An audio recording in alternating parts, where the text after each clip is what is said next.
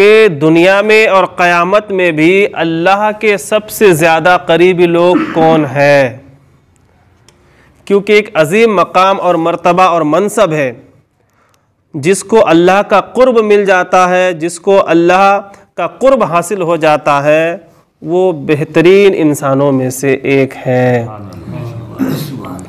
जिसको अल्लाह का कुर्ब मिल गया उसे सब कुछ मिल गया, और जो अल्लाह का कुर्ब हासिल नहीं कर पाया वो दुनिया की तमाम नेमतों से महरूम रहा।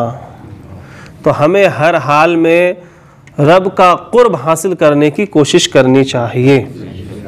ये जो नमाज है, रोज़े है और दीगर आमाल है, ज़िक्र अस्कार है, दुरूद शरीफ पढ़ते हैं, ना तो मनक़बत गुनगुनाते हैं, ये सब किसके लिए? अल्लाह का कुर्ब मिल जाए, अल्लाह के हम करीबी बंदे बन जाए। और अगर हम अल्लाह के करीबी वाला बंदा बन गए, अल्लाह का कुर्ब हासिल हो गया, तो समझिए दुनिया में भी हम सफल हैं और आखिरत में भी हम कामयाब हैं। अब सवाल ये होता है कि करीबी लोग कौन है? तो नबी पाक सल्लल्लाहु अलैहि वसल्लम ने आलामात बयान फरमा दिए हैं, पहचान, शनाख्त कि कौन करीबी है। या तो हर कोई दावा करता है, लेकिन दावे में कौन सच्चा है उसके लिए ये जानना ज़रूरी है।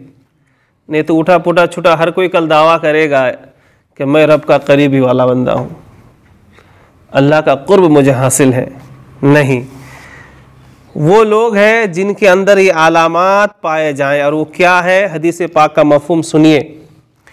बेशक बरोज़ क़यामत अल्लाह अज़्ज़ व जल के करीब, ज़्यादा करीब वो लोग होंगे जो दुनिया में एक अरसे तक भूखे, प्यासे और गमगीन रहे। एक अरसे तक क्या?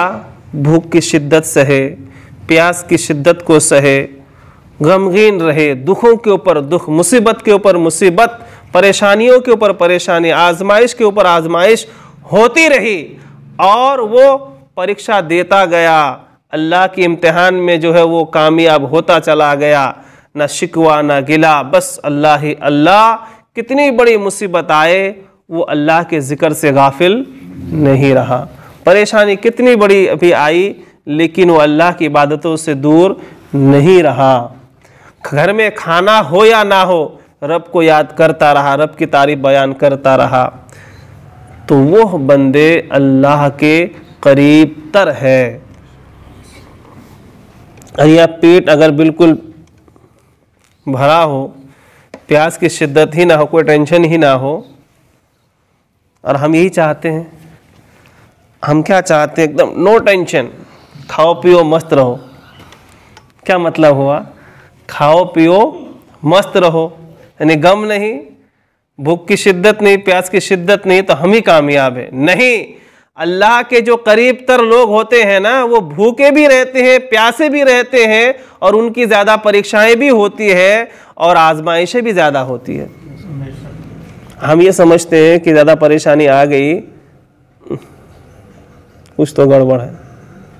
याद रखिए, जो बच्चा पढ़ता है एग्ज़ाम वही देता है, और जो नहीं पढ़ता है वो गोटियाँ खेलता है। फिर आगे फरमाते हैं, ये वो लोग हैं जो आम लोगों की नज़रों से पोशीदा है और मुत्तकी है।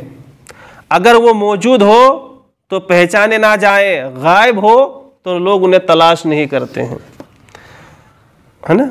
ये उनका हाल होता है। और ज़मीन के टुकड़े उन्हें पहचानते हैं, आसमान के फरिश्ते उन्हें घेरे हुए रहते हैं। जो अल्लाह के करीब तर लोग होते हैं, लेकिन लोगों की नज़रों में वो कोई अहमियत ही नहीं है, लोग उनको अहमियत ही नहीं देते हैं। लेकिन उनका मकाम क्या होता है कि ज़मीन के एक एक ज़र्रा ऐसे लोगों को पहचानते हैं और फरिश्ते घेरे हुए रहते हैं। लोग दुनिया से खुश होते हैं।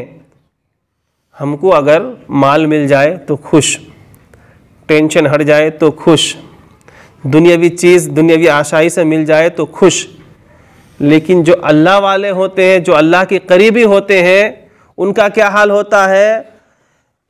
ये लोग अल्लाह की इताअत और फरमा बरदारी से खुश होते हैं। जो दुनियादार होते हैं, दुनिया या दुनिया की कोई चीज़ मिलने पर खुश होते हैं, और जो अल्लाह वाले होते हैं या अल्लाह के करीबी लोग होते हैं, वो अल्लाह की इताअत फरमा बरदार इबादत और बंदगी से खुश होते हैं।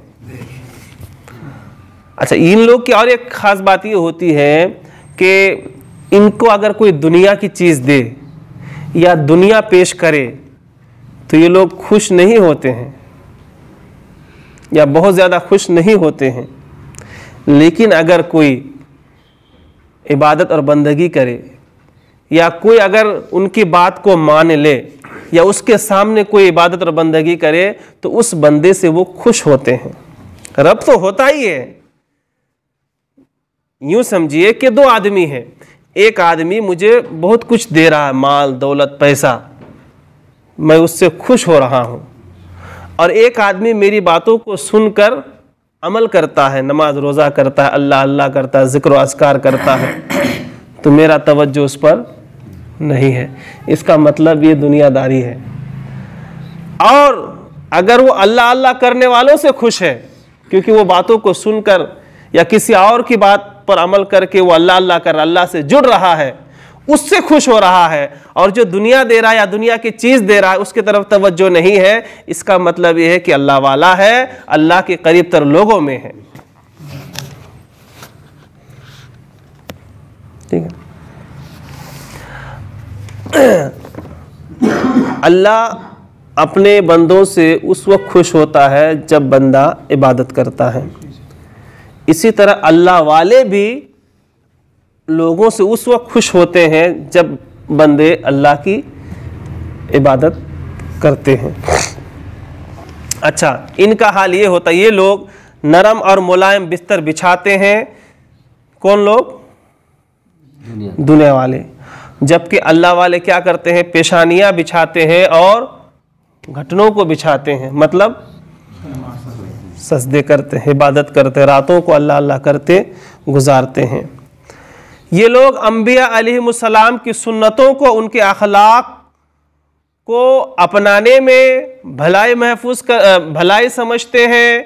अंबिया व रसूल और नेक बंदों की सुन्नतों को जिंदा रखते हैं, हिफाजत करते हैं। और जबकि दुनिया वाले क्या करते हैं? सुन्नतों से इनहिराफ, रूगर्दाने, भागते हैं। और जब इनमें से किसी का इंतकाल हो जाता है तो ज़मीन रोती है। जो अल्लाह के नेक बंदे होते हैं ना, जब वो दुनिया से चले जाते हैं तो कौन रोती है? ज़मीन। और जिस शहर में उनमें से कोई ना हो, अगर कोई ऐसा गांव, ऐसा शहर, ऐसा कस्बा है जहां अल्लाह वाला नहीं है या अल्लाह के करीब तर लोग नहीं हैं, अल्लाह का कुर्ब हासिल करने वाले बंदे में से कोई नहीं है, तो उस गांव या शहर या कस्बे पर अल्लाह का अजाब नाजिल होता है। पता क्या चला? अल्लाह वालों की मौजूदगी ही में खैर और भलाई है और रहमतों के नुज़ूल का सबब है।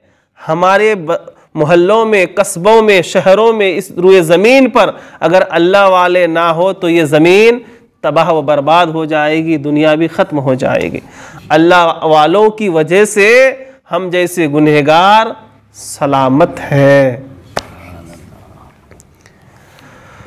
और इनका हाल ये होता है कि अच्छा, अल्लाह का गज़ब नाजिल होता है।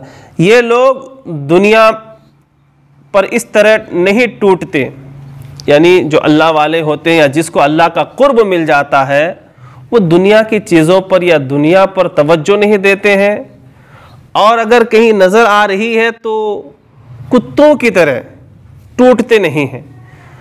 और दुनिया वालों की पहचान ये है कि जहाँ कोई दौलत, सरवत या माल या दुनिया की चीज़ नज़र आ गई तो वहाँ भूखे कुत्तों की तरह टूट पड़ते हैं, जबकि अल्लाह वाले का ये हाल नहीं होता है।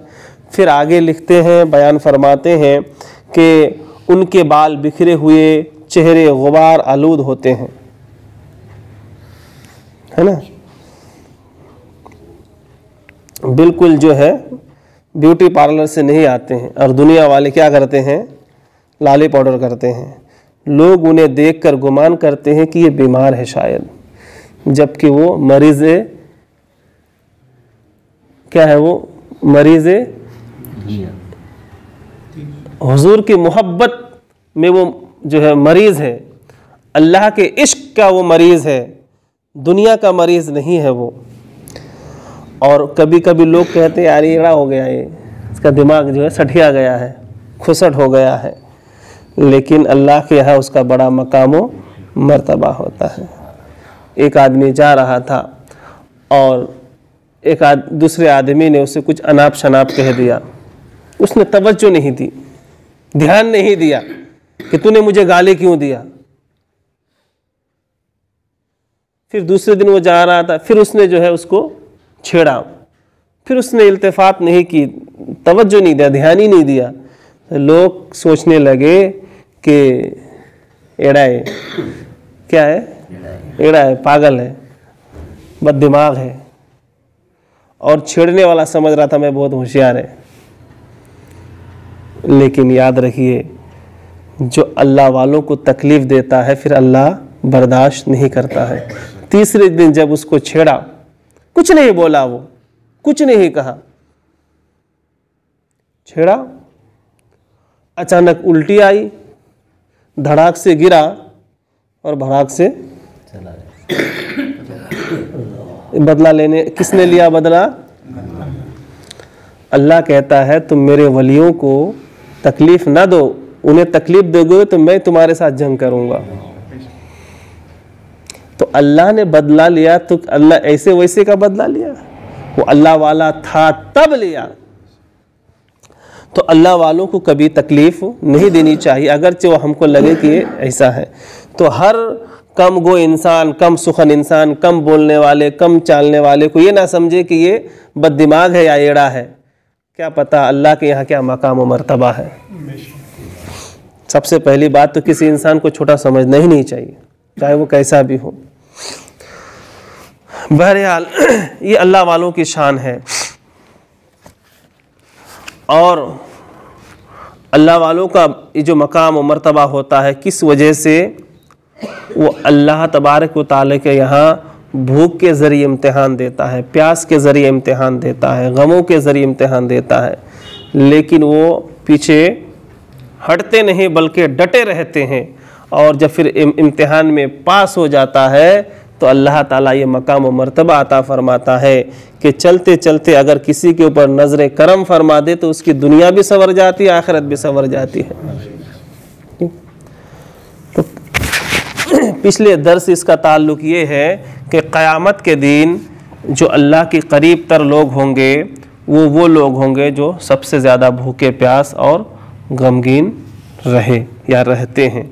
इसलिए अगर घर में खाने की दिक्कत हो, पानी की दिक्कत हो, गमों टेंशनों का माहौल हो, उलझन हो, तो घबराएं नहीं, बल्कि अल्लाह पर भरोसा रखें, अल्लाह पर यकीन रखें, ये उसकी आजमाइश हो सकती है।